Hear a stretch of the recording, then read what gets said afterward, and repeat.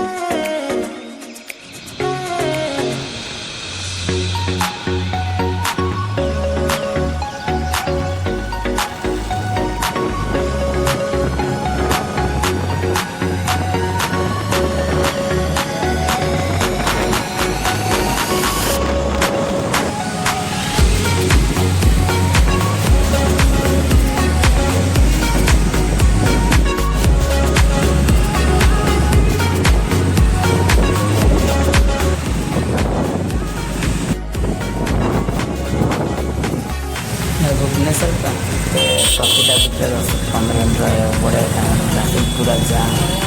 तो आम बहुत ट्राफिक गलु तो चलता फाइनाली आसी पहुँचगलु भुवनेश्वर।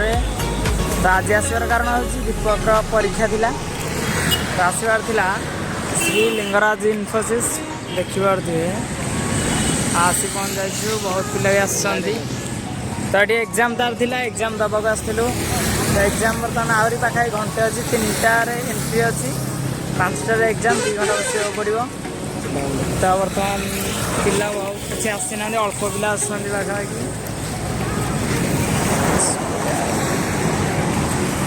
तो चलते देखा आगे कौन कौन हो गोटे गोटे लस्सी दीपक पानी गोटे एग्जाम हल को अध घंटे बारे जी। तो पिला अल्प पाखापाखि आसते आसीना आसला पुणी आगे वीडियो कंटिन्यू करवा। एग्जाम आउ 10-15 मिनट रहा। तो पिला पाखापाखि आसिक पलि आसिले बहुत पिला पाखापाखि 100-200 पिला पाखापाखि पिला पलि आसिले। तो चलते देखा पूरा एंट्री हो। तो एंट्री हवा लगे पिला बर्तमान 3टा पाखापाखि 3टार एंट्री।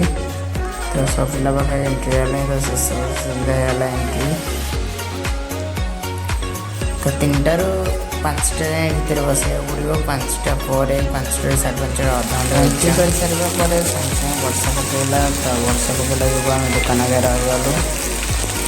तो जाइलानी तो नंदनकानन जावार तो वर्षा छाड़िया वर्षा छाड़गले नंदनकानन जा दु साइड बुलिक आसवा। तो नंदनकानन तो मात्र 2 किलोमीटर पाखे पड़ता एग्जाम। तो फाइनाली फ्रेंड्स वर्षा छाड़गला पलि आस नंदनकानन बुलिया ये मोबाइल चार्ज शेष होगा। तो चार्ज करने को तो से चार्ज करने सुविधा नाला। तो देखा नंदनकानन बर्तमान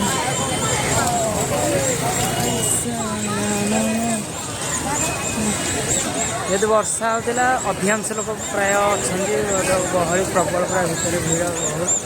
चलन देखा भितर को ये हूँ नंदनकानन भितर टिकेट काउंटर टिकेट काउंटर। तो ये गहली रस अच्छा गहली प्रबल था। तो आम पाखे भी समय अधिक नाला। तो जीवा भितर मुझे बाहर पाखापाखि बुलाबुली कर पलि आसली। तो एमती किसी आज एक्सपीरियंस। तो पुणी देखा आउ गोटे नुआ एक्सपीरियंस सहित रोचे। धन्यवाद।